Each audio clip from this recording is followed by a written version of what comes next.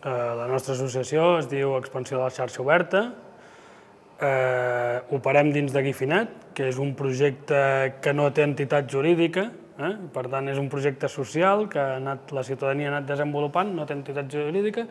Nosaltres ens hem constituït com a associació, hi ha altra gent que també s'ha associat en altres associacions, sempre entorn de la promoció de la xarxa oberta, que és el que fa l'associació Expansió de la Xarxa Oberta. Caldria definir el que és una mica la xarxa oberta, no? Això és important perquè si no, no...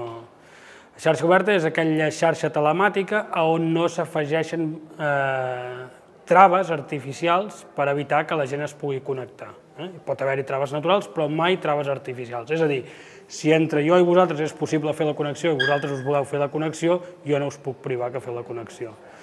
Doncs la nostra activitat bàsicament és promocionar això. Com ho fem? Fent xerrades, fent tallers, desenvolupant programari, etc. El projecte es diu Equip de Desplegament Ràpid en GIFI en el model de xarxa oberta i principalment el que intenta donar sortida en aquells quan es fa un event, quan es genera algun lloc on típicament és molt difícil tenir cobertura Wi-Fi o simplement no hi ha, perquè pot ser un camp o pot ser al mig de la muntanya, poder construir una sèrie de nodes que simplement els distribueixes per l'entorn i pots donar cobertura a les persones que venen a aquest event.